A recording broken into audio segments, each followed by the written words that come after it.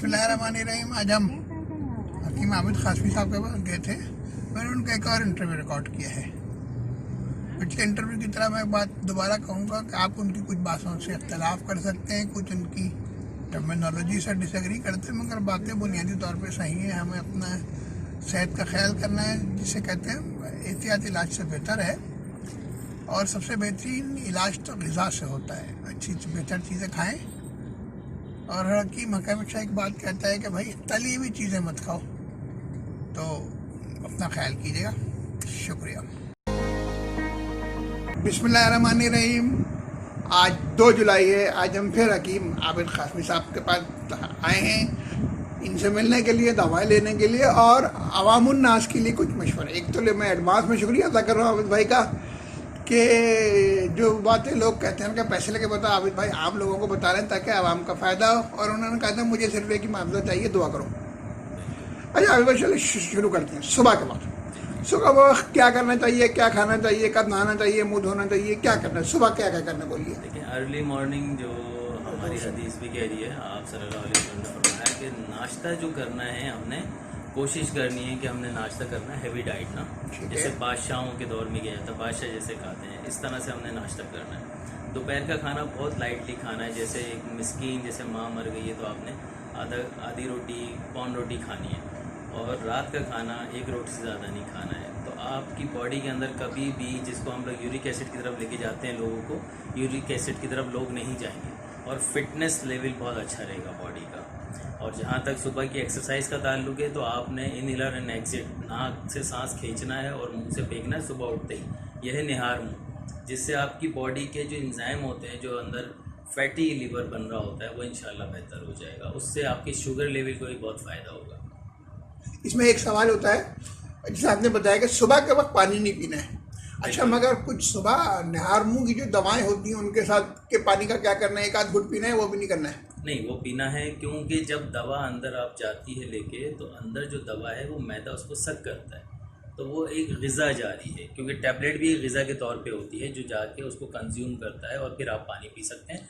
आधे गिलास से ज़्यादा नहीं पीना है पानी। अच्छा देखें, सुबह मैंने कुछ दिनों से नाश्ता ट्राई किया है।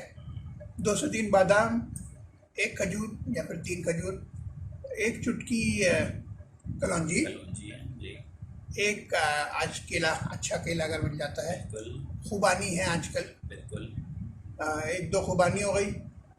और इसके साथ क्या मैं बालंगे को पानी मिला के पीऊँ या ना पीऊँ?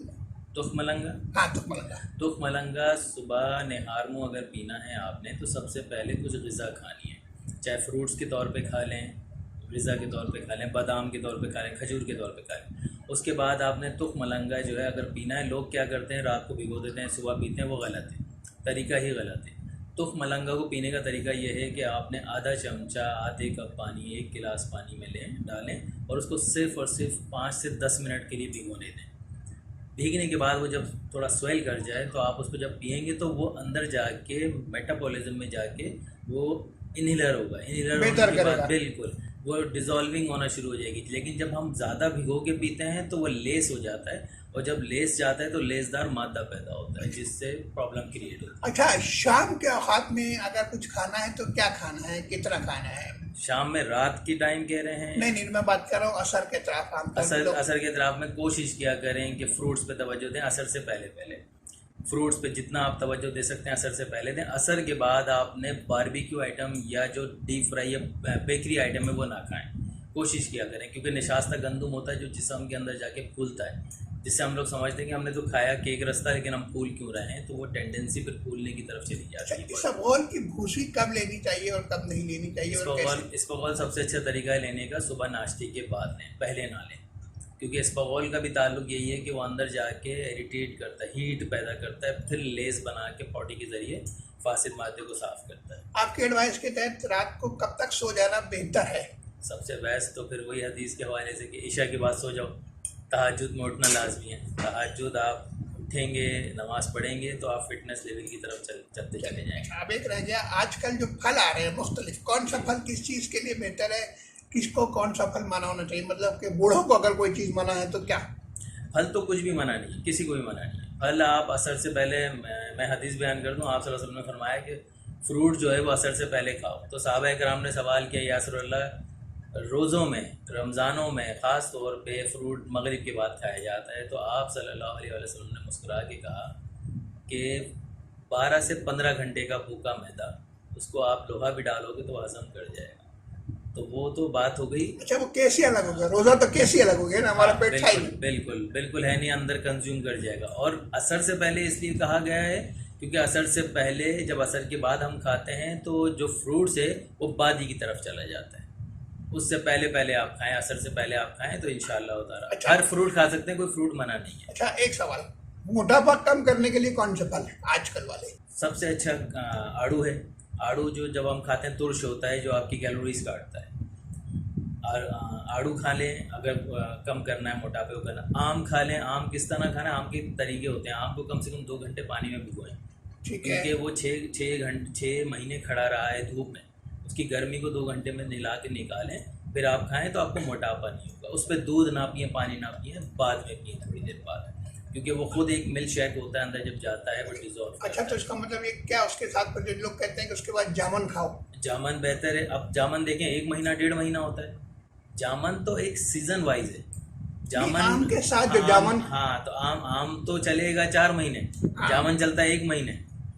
अब ये तो लोगों ने एक फार्मूले बनाए हुए हैं कि जामुन खा लो, लेकिन जामुन से बेहतर है अगर आप चेरी खाएंगे तो चेरी भी खून की ताकत बढ़ाती है। हाँ, आजकल चेरी बिल्डिंग- बहुत बिल्डिंग अच्छी आई हुई है। बिल्कुल, अच्छा, बिल्कुल। ये बताइए कि जो लोग कमजोर बहुत हो जाते हैं उनको कौन सा फल ज्यादा खाना चाहिए ताकि? केला सबसे अच्छी चीज है, अच्छा। जो प्रोटीन लेवल भी बनाता है, कैल्शियम लेवल भी होता है, आयरन भी होता है, तीनों चीजें उसके अंदर। केला सादा केला या मिल्क शेक के साथ मिला? मिल्क शेक के साथ अगर मिलाना है तो फिर पतला करके पीना है उसको, ज्यादा गाढ़ा सुबह नहीं के पीना। औकात में, दोपहर या शाम? सुबह नाश्ते के बाद भी पी सकते हैं, दोपहर खाना खाने के बाद भी पी सकते हैं। खाली पेट नहीं? खाली पेट नहीं, कुछ डिजोल्विंग हुई भी हो बॉडी के अंदर। और पानी आपने एक दफा बताया था 10 से 12 गिलास तो होने चाहिए। बिल्कुल होने चाहिए, क्योंकि ठंडा पीना है कि नहीं पीना है? सादा नॉर्मली हो, मिक्स करके पी लें, क्योंकि ताकि आपकी तकवियत मिले आपकी जुबान को। अच्छा, ठंडे का मतलब ठंडा फ्रिज पानी, का ठंडा या बर्फ डाला हुआ ठंडा?